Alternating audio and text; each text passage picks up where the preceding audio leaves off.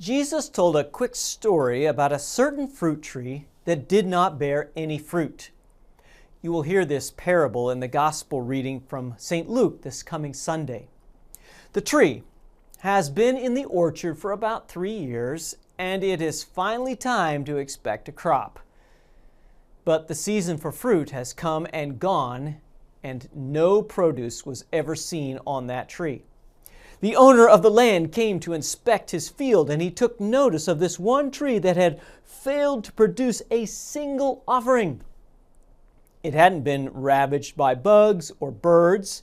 The early spring frost hadn't nipped its buds and so canceled any hope for a fall crop. No, the tree simply failed to be what it was, a fruit tree.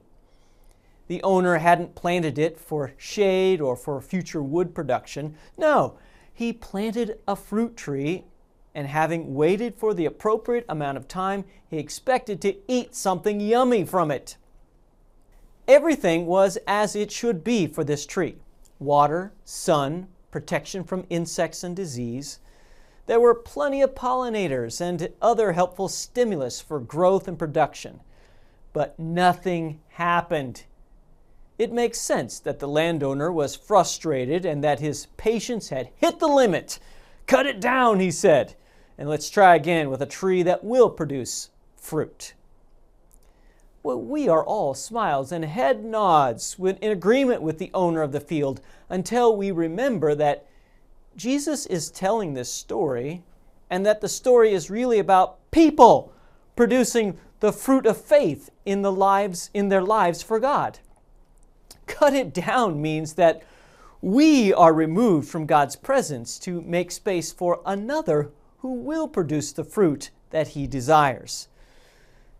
During this season of Lent, there is special concentration on repentance and spiritual disciplines that produce fruit in keeping with repentance.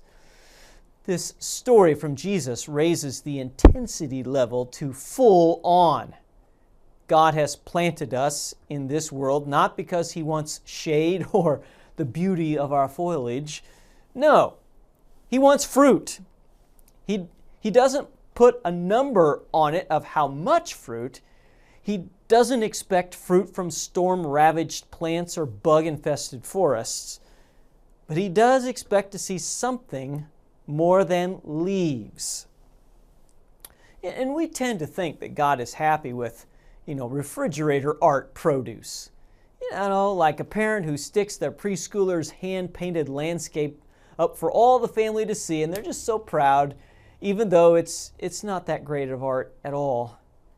Well, if you are a preschooler in the faith, then maybe so, but most of us are well beyond childhood in the number of years that we have been in God's family. He's looking for fruit.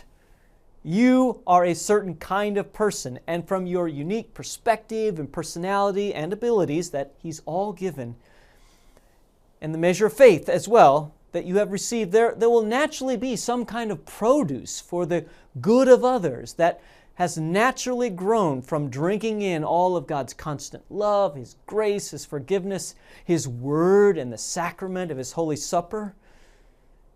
During this season of Lent, it is a time for self-examination and confession and repentance.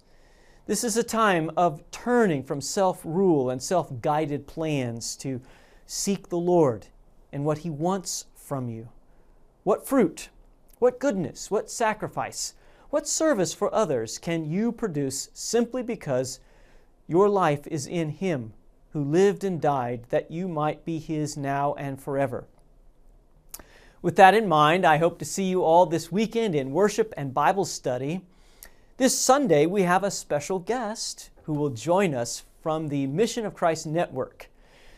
She is my wife's niece, Emily Belvery, and she will lead Bible study for all the adults at the Tyler campus, in the sanctuary, and the children's message during worship.